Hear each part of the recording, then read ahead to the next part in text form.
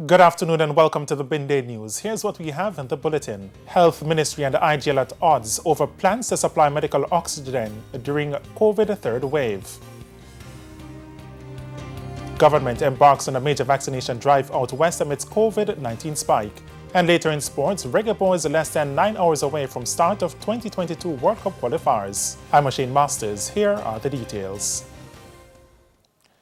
The Ministry of Health and Jamaica's sole supplier of medical oxygen, IGL, are at odds over whether there was adequate planning for the supply of oxygen for the public health sector ahead of the expected third wave of COVID-19.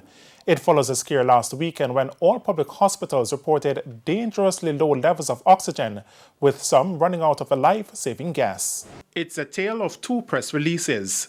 The first press release from the managing director of IGL, Peter Graham, on Wednesday. He said that repeated requests were made of the Health Ministry for its requirements from his company for medical oxygen.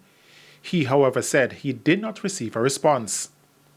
Mr. Graham said IGL in recent months invested millions of Jamaican dollars in the upscaling of facilities, storage and distribution capacity, along with the procurement of hundreds of additional oxygen cylinders. IGL said it also collaborated with the medical authorities to ensure the best possible care for all patients requiring medical oxygen, including non-COVID-19 patients. Mr. Graham said this resulted in effective and efficient management of medical oxygen over several months. But in its press release on Thursday, the Health Ministry countered, pointing out it held discussions with IGL in the latter part of May into June on its capacity to supply hospitals with oxygen for at least a month, similar to the last peak in March. The ministry said based on its projections for an increase in cases and hospitalizations, IGL indicated that it could increase its supply by 30%. The ministry noted that its estimation of use has still not surpassed the capacity for oxygen as projected and based on IGL's own assessment of its capacity to meet the demands of a third wave.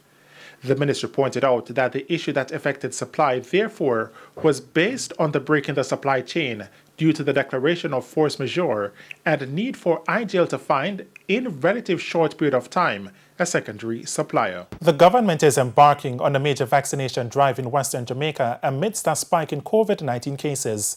Western parishes are also said to be among the worst affected during this third wave of COVID-19. Our reporter Shamela Pullen is in Westmoreland and now reports. Thanks, O'Shane. I'm reporting from the heart of one of the parishes with low vaccination rate, yet infections and deaths are climbing. As a matter of fact, parishes in Western Jamaica combined, and I'm talking about St. James, Hanover and Westmoreland, account for most COVID deaths, 381 to Kingston and St. Andrews, 361. So now the Ministry of Health has embarked on a campaign to encourage residents to get vaccinated. The first stop was in Hanover yesterday. It's about promoting the community-based response to COVID-19 and the vaccines. We have a number of locations, people are coming out. The Prime Minister is in St. Thomas doing the same thing. And this is now a major push towards a community-based vaccination program where we're taking the vaccines to the people. I want to encourage all Jamaicans. Hospital full, people are dying. The vaccine is the safest response to COVID-19. So please, go out and take your vaccines. A similar initiative is being launched in Westmoreland today. As we highlighted in Primetime News, the Savlamar Hospital has run out of bed space. The staff are overwhelmed. Funeral homes have had to purchase additional storage. So a lot lies on the public awareness campaign about the virus and the vaccines in areas like these. Reporting from Westmoreland, I'm Shamela Pullen for TVJ News. A patient care assistant has died due to complications from the COVID-19 virus. She was a member of staff at the dietary department at the Black River Hospital in St. Elizabeth. It's understood that the assistant was on the isolation ward of the hospital for almost a week after displaying symptoms of the virus. Yesterday, she tested positive and died early this morning. Parish manager for the St. Elizabeth Health Services, Sean Brissett, says staff members are now receiving grief counseling. In the meantime, the hospital continues to battle with COVID cases. Mr. Brissett says currently the hospital has 33 COVID-19 patients, while there are 13 suspected cases. 19 more people have died from the coronavirus in Jamaica. The deaths, which occurred between August 19 and 31, brings the overall death toll to 1,568. The country also recorded 572 new cases from a batch of 1,685 tests done. Majority of the cases are from Kingston and St. Andrew. The overall case count is now 69,054. 18,554 cases are still active. The positivity rate is now 40.2%. In the meantime, 669 people are hospitalized with the virus, down from the 701 recorded on a Tuesday. 48 patients are in critical condition, while another 101 patients are severely ill. Where are they now? The question being asked by Prime Minister Andrew Holness following protest action and numerous calls from stakeholders for the government to open up the economy in June. Herman Green reports. Pressure was mounted on the government earlier this year to relax the COVID-19 containment measures and to give a number of sectors a breather, especially the entertainment sector. Following the relaxation, which took effect on July 1, cases continued to spiral out of control, with hospitalizations and the positivity rate setting new records. Members of the medical fraternity had called for the government not to reopen the entertainment sector. There were also criticisms that the relaxation of the COVID-19 measures did not take place gradually. Now, Prime Minister Andrew Holness is leveling criticism at players in some sectors who he says have gone silent in recent weeks as the COVID-19 cases surge. We have powerful interests. And when the consequences come, you can't find anybody. It wasn't their fault. They didn't ask for it. They didn't play any role in it. They didn't keep what they used to keep. But their voice was very loud in asking for and demanding even, protesting even, for us to reopen the economy. I have to make these political points because nobody else is making them. But I am very frank, as you know, and I'm going to call it as it is. There will be a different type of management of the pandemic going forward. With that, he has put the country on standby, especially with the presence of a new COVID-19 variant. Yes, we are a democracy. Yes, you're free to say what you have to say. But I also have a responsibility. As you can preach your message of dystopia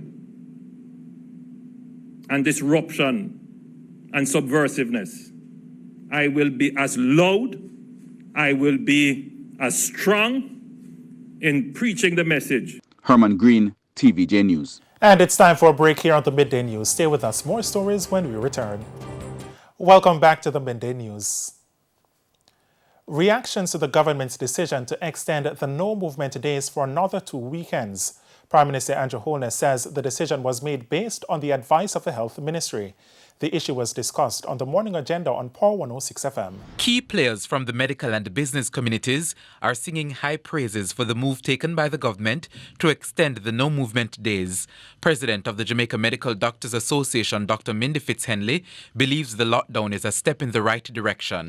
We know it's early days, but that is giving us some hope that these measures are working, and it has worked so far. So we look forward to this continued restrictions, and we're hoping that persons will ensure to follow the rules. Head of the Micro, Small and Medium-Sized Enterprise, Donovan Wignall, also supports the government's decision. With the positivity rate being as it is, it did not yield enough success for them to relax the measures. I'm really happy that they did not go a little bit more aggressive on the measures. In the meantime, Dr. Fitzhenley wants something to be done to address the issue of overcrowding at food establishments across the island after the lockdowns are lifted. She says it's counterproductive. At the business establishments, especially, I think they need to try and ensure that the physical distancing can be ensured there, because there's no sense in, having persons restricted a few days before and then immediately afterwards, you're overpopulated in certain areas. That's nonsensical at this point. Vashon Brown, TVJ News. Despite the continuous efforts by the police to clamp down on illegal parties, the Jamaica Constabulary Force says party promoters have become more skillful in hiding their events. Speaking on the morning agenda on Power 106, head of the Constabulary Communications Unit, SSP Stephanie Lindsay, explained how these promoters have been able to do so. Over time, they've gotten very creative. So they exploit technology, they use community network to hide these events. So they go into some more remote locations that under normal circumstances they would not be going there. And without the police having direct information about it, then they certainly would not find these places. She revealed that during the no-movement days, over 192 persons were arrested for breaching the curfew. SSP Lindsay says people have been attending silent parties where promoters utilize technology so that the police do not hear the loud music. We have another set of persons now who set up their network of lookouts. So once the police get into this zone, then they would call, and before you will get the call, oh, there's a party happening there, something is happening. But when you get there, it's an empty venue. The leadership of the National Water Commission, NWC, wants the National Environment and Planning Agency, NEPA, to improve its monitoring of the Rio Cobre watershed areas in Catherine. The complaint comes weeks after a massive fish kill in a section of the river. The NWC says chemical spills in the area are becoming too frequent and threatens the company's operations, since the Rio Cobre is one of its most important water sources. We're not saying that persons cannot mine or how they treat with their spent liquor from those processes. What we're saying is that the adequate environmental consideration must be taken into and put in place to mitigate and prevent these type of recurrence of chemical spills, which create a challenge for a water source. And I use this opportunity to emphasize, albeit that chemical spill, which is a significant factor for us, the issues within watersheds are becoming an increasingly shown continuous deterioration within these areas. The matter was raised this morning at the NWC's quarterly press briefing. The NWC, in the meantime, said over 200 of its systems were impacted by the recent floods at a cost of over $25 million. But at present, only 2 of the facilities remain out of service. The NWC CEO and president again suggested that mining operations is a major reason 2 of its facilities remain out of service. Of these watershed areas where the water sources originate, and the impact, and I don't want to sound as if I'm scaring anybody, but reality is, if we don't do something now, and later on in a few years' time, a couple years down the road, we may not have these water sources anymore. Mayor of Maypen, Winston Mirage, is blaming the National Works Agency for damage to a section of the road leading from Da Costa to Mitchelltown during the recent heavy rains. Due to the recent damage, the road had to be closed to vehicular traffic. Mr. Mirage says the breakaway has proven that the thoroughfare is not safe for travel.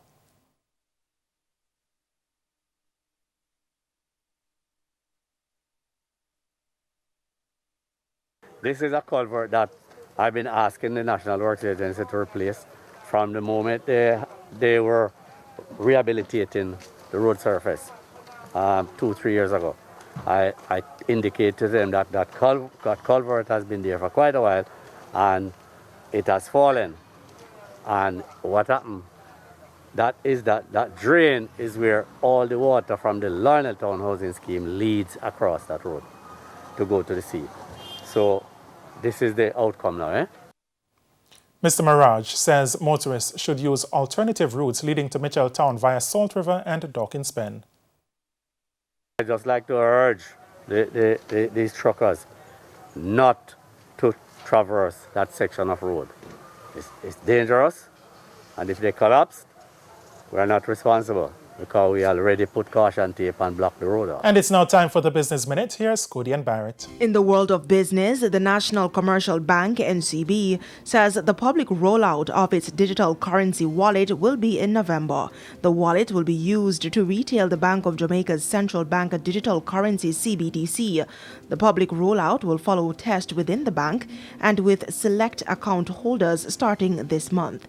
Non-NCB account holders will get the opportunity to bank and make payments with various formal and informal merchants. And we do apologize for that. Now for the top regional and international stories. The region, nearly 9 months after Grenada's parliament approved the 2021 national budget, the Keith Mitchell administration is seeking parliamentary approval for a supplementary budget of 54.9 million Eastern Caribbean dollars. The Grenadian Parliament will meet on Friday to debate the proposal. The Ministry of Health, which is dealing with the COVID-19 pandemic, will receive 10.2 million Eastern Caribbean dollars. The Trinidad and Tobago Police Service said 39 Venezuelan nationals were detained after attempting to enter the country illegally. In a statement, the TTPS said that the Venezuelans, including 9 women and 12 children, were detained on Tuesday. The group members have since been placed in quarantine, and the TTPS said that they were expected to be repatriated to their homeland following inquiries. Venezuelans have been flocking to the nearby Trinidad following the political upheaval in the South American country, where opposition forces are seeking to remove President Nicolas Maduro from office. Further afield, the U.S. Supreme Court has formally refused to block a controversial new abortion law in Texas. The decision came late Wednesday night. The law, which took effect Wednesday, prevents women from getting abortions after 6 weeks of gestation. That's before many even know they're pregnant. And authorities are blaming the remnants of Ida for at least 8 deaths in New York and New Jersey. The National Weather Service cites at least 5 flash flood emergencies from there to Philadelphia. In New York City, the Transportation Authority says almost all subway lines are closed. People in Connecticut, Rhode Island, and Massachusetts are preparing for the deluge to hit them next. And that's it for the top regional and international stories. We head to a quick break. When we come back, we'll have your Midday Sports Report. Simon Preston is standing by. Welcome back. It's now time for Midday Sports. I'm Simon Preston. Head coach of the Reggae Boys, Theodore Tappa Whitmore, says he's content with the synergy of the Jamaican squad ahead of their World Cup qualifier against Mexico at the Azteca Stadium this evening. In 13 World Cup qualifying cycles, Mexico have only lost 2 games at the Azteca, but Coach Whitmore is not fazed by the history. We are going there to play the game and hope everyone can give 110% during that game and looking for a positive result. The players who are here, except for Grant, would have known each other, would have played at some part for the national team, so they would have known what we are doing, what we want to achieve, and nonetheless, as I said before, we just have to go out there and put our best foot forward. Kickoff is at 9 o'clock Jamaica time. The last time both teams met at the Azteca in 2013, the match ended 0-0. Coach Whitmore boasts a good record against Mexico, having won twice, drawn twice, and lost once. Meanwhile, newly recruited Reggae Boys forward Mikel Antonio says he has confidence in the current group of players to qualify Jamaica for the 2022 World Cup in Qatar. The West Ham player arrived on the island alongside striker Kemar Roof and midfielder Daniel Johnson on Wednesday as they prepare for Jamaica's second game against Panama on Sunday. Antonio, who is the current top scorer in the English Premier League, is hoping to replicate his club form for Jamaica.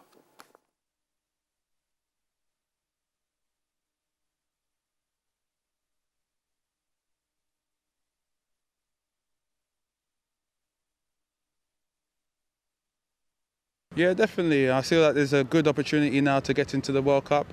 I see that there's a good squad building, so why not? It's a good opportunity, let's do it. Oh, it's amazing. I'm just hoping I can score as much goals as I score for West Ham for Jamaica. Sunday's match against Panama will be played at the National Stadium at 5 o'clock. And finally this afternoon, the Jamaica Tallawah's captain Robman Powell feels his side came up short with the bat against the St. Kitts and Nevis Patriots in the Caribbean Premier League on Wednesday.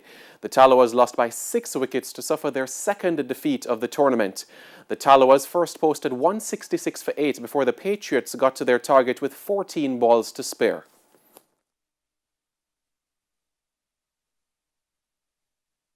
I think we were 21 shot. It's a pretty good wicket, but credit have to be given to the Patriots. I think they bowled very good in the last 5 overs or so.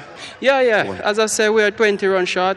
Credit have to be given to them, but I think as a bowling unit, we kind of lost the plot in the end.